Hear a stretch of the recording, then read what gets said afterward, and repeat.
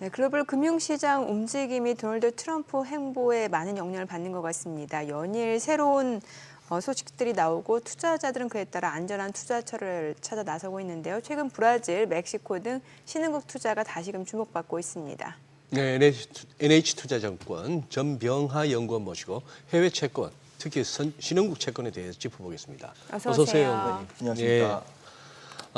지금 뭐 이제 뭐 교과서에서도 그러고 우리가 흔히 하는 말로 최고의 안전자산은 미국 정부가 발행하는 미국 채권이다, 미국채다 이런 얘기인데 이제 최근 들어서 이제 워낙 이제 그 미국채 가격이 좀 떨어지기도 하고 이렇게 하다 보니 이 말이 과연 뭐 어디까지 믿어야 되느냐 이런 얘기도 나옵니다. 어떻게 맞습니다. 보십니까?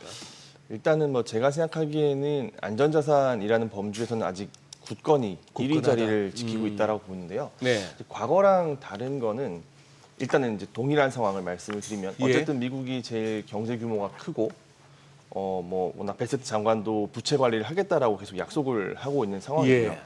AI나 앞서 뭐 들으셨겠지만 이런 첨단 테크놀로지에서 미국이 워낙 앞서가고 있기 때문에 이런 부가가치 창출 능력도 사실은 굉장히 훌륭합니다. 그래서 미국이 이제 단언컨대 안전자산일 거다라는 거에는 변함이 없는데요. 네.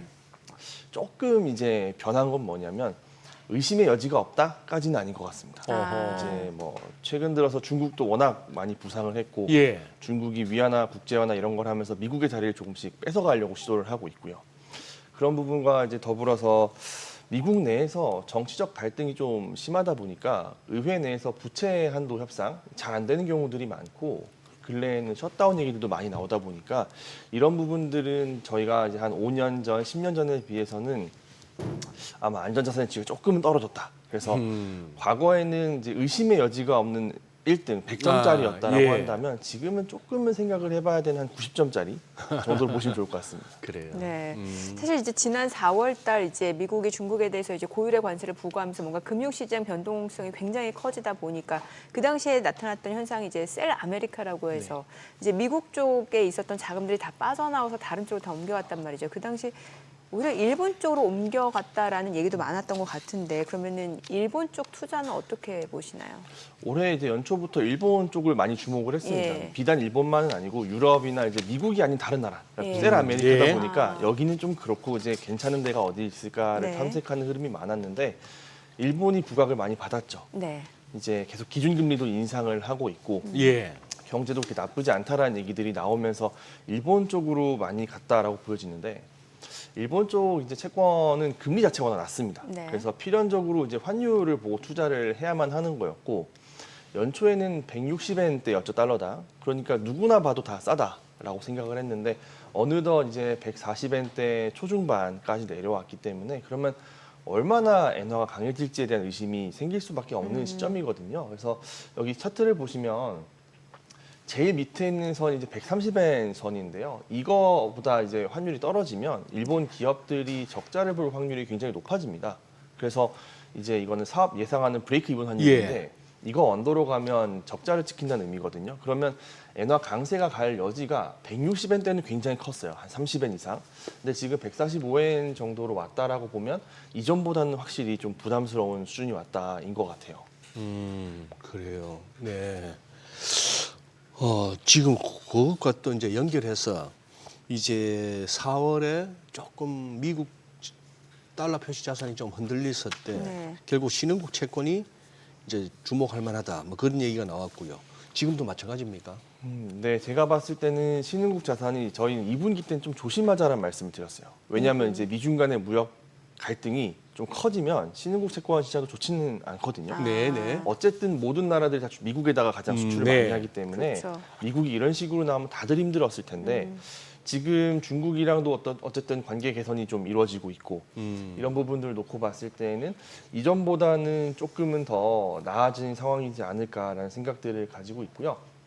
일단은 달러가 좀 약해지는 국면이라고 한다면 신흥국 이제 현지통화 표시 채권 시장이 좋아지는 국면입니다. 그래서 연초에 신흥국 시장이 괜찮았거든요. 달러가 약하면서. 네. 그러다가 이제 결국에는 미국과 중국이 한판 붙기 시작하면서 저희는 조심하자라고 말씀을 드렸는데 지금 또 이제 빠르게 업데이트되는 상황을 봤을 때에는 미국이랑 중국이 또 당분간은 이제 좀 합의점을 찾은 것 같고 문제가 잘 해결되는 그림이 이어진다라고 한다면 신흥국 시장을 계속 주목할 수 있지 않을까라고 저희는 기대를 하고 있습니다. 네. 근데 사실 이제 뭐 신흥국 주식도 그렇고 채권도 그렇고 이제 신흥국 쪽에 투자가 꺼려지는 이유 중에 하나가 뭔가 그 나라의 어떤 펀더멘탈이라든지 경제적인 상황을 고려했을 때 과연 이게 안전한가라는 거에서 의문을 가질 수 있거든요. 어떻게 보시나요? 일단은 뭐 안전한가는 사실 그렇게 막 아주 안전하다 이렇게 볼 수는 없습니다. 네. 이를테면 미국이 아까 90점이라고 말씀을 예. 드렸는데 신흥국은 뭐 60점 정도 되겠죠. 네. 훨씬 더 여리한 거는 맞습니다. 그래서 네. 변동성이 취약한 것도 맞고요. 그럼에도 불구하고 이제 저희가 계속 주목하는 이유는 보다 높은 수익률을 제공해 주기 때문이거든요. 네. 그래서 신흥국 채권은 어떻게 보면 리스크에 대한 그 변동성이 주식에 좀 더 가깝습니다. 기존의 안전자산인 채권이라기보다는 네. 그 나라 국민한테는 채권이겠지만 투자하는 외국인 입장에서는 상당히 변동성이 큰 자산이기 그렇죠. 때문에 조건이 잘 맞았을 때 예. 이제 제한적으로 들어가서 수익을 창출하고 나오는 방식이 좀 제일 좋아 보인다라고 생각을 하고 있고요. 특히나 이제 미국이랑 관세 전쟁이 심한 상태라고 했을 때에는 수혜를 받는 국가는 굉장히 한정적입니다. 이제 언론에서도 많이 얘기들 하는데 뭐 싱가포르라든지 브라질이라든지 요 몇몇 국가들이 미중 간의 전쟁에서 조금 떨어져 있기 때문에 이제 수혜를 볼 수 있다라고 얘기를 하거든요. 그래서 이런 소수 국가들에 집중을 해야 될 시기가 아닐까라고 저희는 보고 있습니다. 예. 우리 전 연구원님, 이게 우리 시청자분들 중에는 이 어느 정도 이 한번 경험이 있으시거나 지금 갖고 계신지는 모르겠습니다만 그 비중이 아마 제가 알기로는 소위 말하는 고액 자산가들 중에 많이 하신 걸로 아는데 브라질 채권 말이에요. 네네. 예. 이거 뭐 오래됐지 않습니까? 네. 우리 국내에서 브라질 채권 투자할 수 있었던 방법이. 예. 그리고 언제 들어가느냐에 따라서 수익률이 그렇죠. 극명하게 갈리세요. 맞습니다. 예. 좋으신 분들은 진짜 엄청나게 네. 편안하게 많이 버셨고 막 이렇게 매체에서 브라질 이렇게 할 무렵에 또 들어갔다가는 또 이렇게 굉장히 맞습니다. 곤혹스러운 보통 잘 안 좋으셨죠 결과가. 그랬죠. 네. 그렇기 때문에 이 타이밍이 중요하긴 한데 이게 지금 브라질 기준금리가 얼마길래요? 지금 기준금리는 14.75%입니다. 10년물 수익률도 그 정도 같던데. 네, 맞습니다. 예. 지금 브라질 채권 한번 상황을 한번 설명 한번 해주시죠. 이제 좀 간략하게 말씀을 네, 드리면 기준금리가 이제 2023년도에 인하가 되다가 예. 멈추고요. 작년에는 금리가 많이 올랐습니다. 그래가지고 10.25%에서 금리 인상이 시작돼서 14.75까지 계속 올랐거든요. 예. 그리고 이제 당장 이번 달 회의에서 0.5%포인트 금리가 인상이 돼서 예. 네. 최근 한 20년 정도 금리를 보면 고점이 지난번 금리 인상 사이클의 14.25%였는데 그거를 넘어섰습니다. 허허. 그래서 일각에서는 뭐 15%까지도 간다 얘기가 있었는데 지금은 사실은 시장에서는 그렇게까지는 신뢰를 하지 않고 있고요. 예. 대략 이 정도 선에서 멈출 거다라고 보고 있는데 네. 그래서 이제 금리 차트를 보시면 이제 전형적으로 금리 인상기 그 끝에서 나오는 모습이죠. 예. 기준금리가 올라갈 만큼 올라갔고 시장금리는 더 이상 이제 금리 인상에 베팅하지 않고 너무 높으니까 이제 언젠가는 결국 내리지 않을까? 그러면 소위 말하는 14% 이상의 올해 연초에는 거의 금리가 15% 가까이 됐거든요. 예. 그러니까 이 정도면 추가적으로 투자해 볼 만하지 않을까라는 의견들이 굉장히 많았고 이제 약간 어떻게 보면 역발상 투자겠죠. 이제 금리 예. 인상기의 정점에 들어가는 그런 흐름들이 올해 꽤나 많았습니다.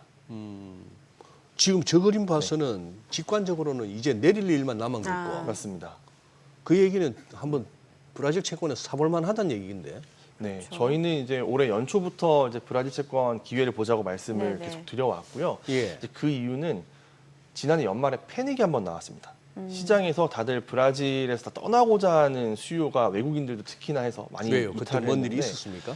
이제 재정의 문제였죠. 재정 문제. 미국도 지금 재정 때문에 좀 골치 아파하고 있는데 네. 브라질은 국가 부채가 많거든요. 그래, 신흥국이다 그러니 보니까. 저 정도 금리 줘야 맞습니다. 뭐 채권을 찍겠죠. 네, 그래서 중앙은행이 브라질은 굉장히 독립적인데 정치권에서 자꾸 재정 정책을 쓰니까 예. 금리 인상으로 이렇게 대응을 한 겁니다. 소위 말하는 저는 이제 catch me if you can 모멘트라 부르는데 무슨요? 정부가 catch me if you Catch me can. if you 네, 잡아볼 테면 잡아봐라. 나 이런 거죠. 잡아봐라 하는 그거. 네. 어. 그래서 영화 룰라가 돈을 계속 쓰면 음. 중앙은행이 금리를 계속 올려서 따라갔다. 아하. 그러다 보니까 이제 투자자들은 질려버려서 야 이러다가는 브라질 망할 수도 있겠다라고 해서 작년 연말에 다들 떠나가려는 모습들이 보였고요. 그러면서 네. 이제 가격이 많이 떨어졌죠. 그러면 오히려 이제 여기서는 저희가 판단해야 될 게 그럼 정말 망하냐 안 망하냐를 갈라놓고 봐야 되는데 예. 저는 망하지 않을 거라고 생각을 했고 그러면 이 싼 가격은 충분히 투자할 수 있는 포인트였다 이렇게 생각이 듭니다. 그래서 이제 사자고 말씀을 드렸고 금리가 너무 높다 보면 자연스럽게 경기가 안 좋을 수밖에 없거든요. 그러니까. 대출 금리가 뭐 30% 예. 40% 되니까 예. 경제가 안 돌아갑니다. 그래서 이제 점점 중앙은행의 톤은 금리를 올릴 만큼 올렸고 이제는 길이 그러니까 여태까지는 중앙은행이 금리를 올릴 때 높이를 얘기했거든요. 네. 얼마나 네. 많이 올릴까. 네. 근데 이번 회의부터는 길이 얼마나 길게 유지할까로 주안점이 넘겨가면서 투자하시는 분들은 이제 이 정도면 미래의 금리 인하를 선반영해야 되겠다. 이런 흐름으로 넘어가고 있는 상황이라 보시면 좋을 것 같습니다. 지금 네. 저게 화면에 나온 저게 100헤알. 네. 100헤알 같으면 우리 돈으로 얼마입니까? 25,000원 정도 될 겁니다. 아, 지금 한 250원 정도 되는구나. 네네. 브라질 헤알이 네. 재정 환율이 100헤알이면 한 25,000원 돈. 네. 근데 어째 분위기가 우리나라 1,000원짜리 같아. 색깔이. 색깔도 그렇고. 예. 근데 보통 헤어라면 뭔가 좀 환율 그러니까. 변동성이 커가지고 네. 이렇게 브라질 채권 쪽 투자할 때는 그 헤어라 움직임도 사실 고려를 해야 되는 거잖아요. 맞습니다. 예. 헤아라가 제일 골치 아팠던 이유들 중에 하나였던 것 같아요. 그러니까 금리는 사이클을 이렇게 타고 움직이니까 네, 네. 지금처럼 금리 고점에 들어가면 괜찮은데 글쎄. 환율은 또 꼭 그렇지만은 않거든요. 이제 결국에는 우리가 헤아라 투자할 때 복합 환율이기 때문에 네. 달러 원 환율도 봐야 되고 이쪽에 넘어가서 달러 헤아라 환율도 봐야 됩니다. 그러니까 이제 달러 원이 지금처럼 이제 강세 흐름이 나올 때는 손해가 좀 나오는데 네. 이때 브라질 헤알이 같이 강해지지 못하면 환손실이 좀 많이 나죠. 특히나 이제 최근 한 10년간 투자자분들이 고생했던 게 브라질 국가 신용등급이 계속 떨어졌어요. 예. 그러면서 헤아라가 계속 약했고 반면에 한국은 신용등급이 계속 올라갔거든요. 그러니까 대한민국은 굉장히 훌륭한 모습들을 보였기 때문에 헤알은 떨어지는데 원화는 여전히 강하고 그러다 보니까 이제 이종 환율에서 손실을 많이 볼 수밖에 없었던 상황인 것 같아요. 네. 그래도 저희가 이제 볼 수 있는 거는 환율을 맞추기 상당히 어렵지만 조금 더 이제 신뢰할 수 있을 만한 거는 이제 10%에 나오는 쿠폰 그리고 지금처럼 15% 가까이 금리가 올라갔다가 금리 인하하면 또 폭이 크거든요. 이제 많이 내려가면서 가격이 올라갈 때 그래서 이자와 가격을 얹어서 환율 수익률 어느 정도 이제 방어하면서 가져가는 게 상당히 좀 중요한 포인트고 지금이 그래서 저는 좋은 타이밍이라고 보긴 합니다. 그렇다고 저걸 갖다가 환해질을 해버리면 먹을 룸이 거의 사라지잖아요. 네, 맞습니다. 예. 환해질을 하게 되면 거의 뭐 국채 투자하는 거랑 사실 다를 바가 별 없습니다. 차이가 없는 네, 거죠. 굳이 뭐 브라질로 갈 이유가 없어지는. 맞습니다. 그러니 시장에서 안전빵이라는 건 없는 거예요. 뭐든지 리스크 테이킹이라. 그렇죠. 내가 브라질 정도까지 가서 투자를 한다는 얘기는 그 어떤 재정의 취약성 뭐 등등이 있음에도 불구하고 네. 그걸 한번 베팅하는 거고. 아니 근데 요즘 또 멕시코 채권까지도 아니 우리 국내 지금 여의도에서 네. 투자금융업계에서 이 멕시코 채권 상품이 나왔습니까 이미? 저희가 이제 중개 가능한 상품군에는 있는 걸로 알고 있고요. 네. 이제 많이 하지는 않습니다. 많이 하지는 이제 않는다. 아무래도 멕시코는 비과세가 아니다 보니까 예. 상대적으로 조금 떨어지고요. 예. 이제 뭐 멕시코 석유공사, 페멕스라고 하는 채권들을 좀 하시는 기관들도 좀 있기는 하고요. 네. 그리고 이제 기관 투자자분들 같은 경우는 이제 하실 수 있어서 일부 기관에서는 멕시코 채권을 하고 계십니다. 그래요. 그래요. 그러면은 이게 뭔가 지금 저희가 뭐 해외 채권, 특히 이제 멕시코라든지 이제 브라질 채권, 뭐 신흥국 채권 이런 얘기 좀 많이 하고 있는데 이 해외 채권 투자할 때 보면은 또 ETF로 활용하는 방법도 있잖아요. 이런 네. 것도 좀 알려주세요. 어떤 또 장단점이 있는지도 좀 알려주시고요. 사실 그 저희가 캐시본드라고 예. 부르는 국채류가 있고요. 이제 현물 채권이죠. 그리고 이제 ETF라고 하는 이제 상품이 있는데 저는 처음 해 채권을 하시는 분들께는 일단은 ETF 먼저 하라고 말씀을 드려요. ETF 로. 왜냐하면 실제 채권은 거래할 때도 시간도 많이 소요되고 또 거래 방식도 좀 다릅니다. 일반적인 주식 매매랑. 그렇기 때문에 진입 장벽이 좀 있는 편이고요. 예. 그리고 또 이제 워낙 매크로 상품이다 보니까 네. 공부를 많이 하시고 또 스트레스 많이 받으시거든요. 아. 그래서 ETF는 장점이 그거겠죠. 쉽게 매도가 가능하고 거래량도 풍부하고요.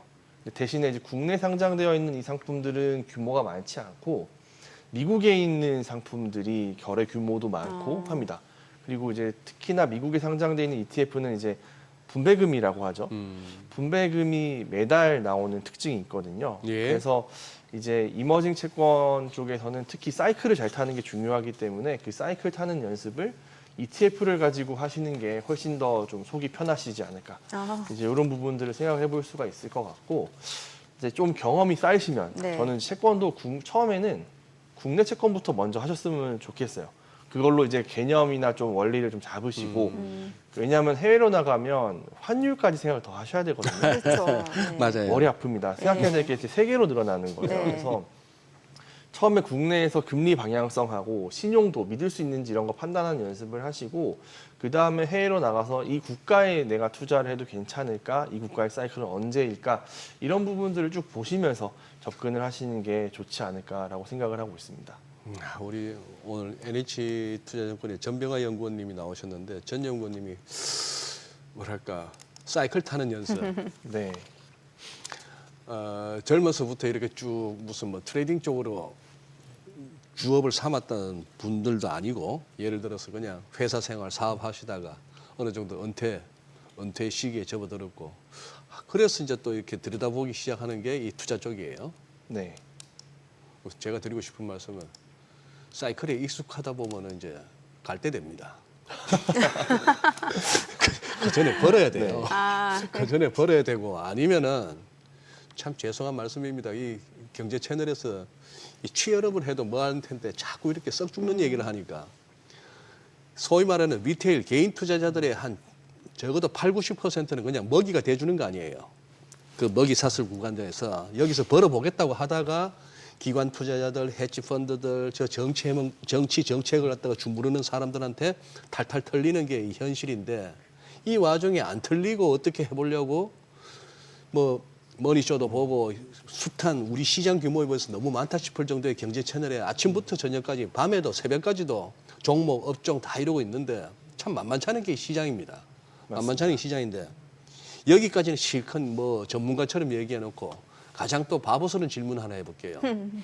채권 쪽으로 오늘 말씀해 주셨으니까 최대한 나 이제 뭐 은퇴해서 새로 시작하는데 뭐 사이클 연습할 시간도 없고 원금은 지키고 네.